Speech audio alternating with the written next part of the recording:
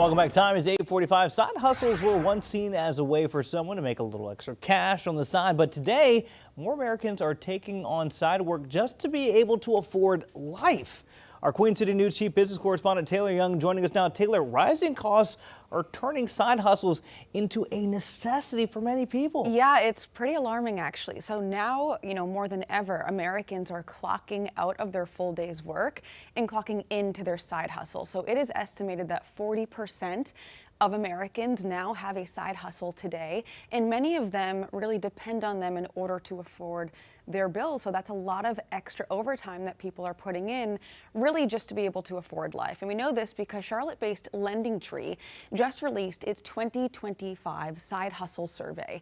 And again, it's pretty alarming. It found that out of the 40% of Americans that have a side hustle today, 60% say their life would be unaffordable without it. Now, as for how much they make, side hustlers say they earn on average about $1,200 a month, though the median is a lot smaller, around $400.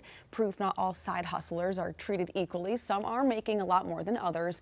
Either way, about 1 in 3 workers believe they will always need this extra money in order to get by. So again, a lot of people putting in extra overtime just to be able to afford. Okay, so is it simple as that? Is that why we're seeing a spike in the side hustles, because just people need more money to get through life? Yeah, in this survey, the #1 reason was the cost of living. I mean, it's no secret that life has become more expensive with apartments, rents increasing, groceries.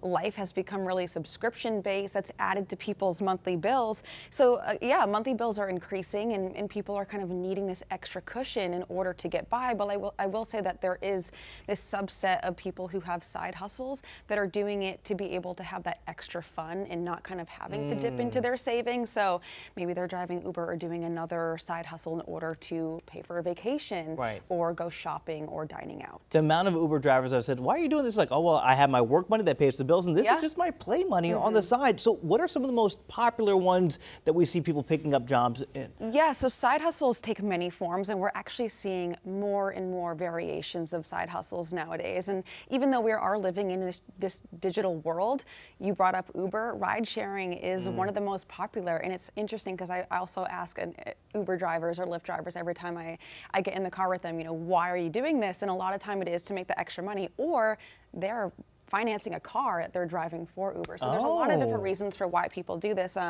Other ones are, freelancing, substitute teaching, seasonal work, but also, we have seen again a spike in kind of the digital aspects of side hustling. That can be social media influencing, e-commerce resale. We also see AI bot testing, which has really blown up over the last couple of years. We know that AI kind of uses human interaction to be able to make itself better.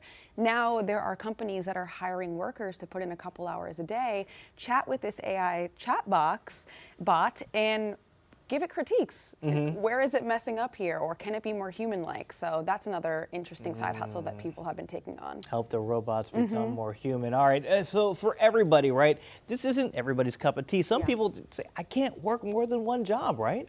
Yeah, so on average, these side hustlers are putting in upwards of 15 hours a week extra on top of their full-time job. So that's essentially working 2 jobs, right? 65% of people who work these extra jobs say they'd rather have just one income, one primary source of income. So that's a big chunk of people who are working these side hustles that really would prefer not to.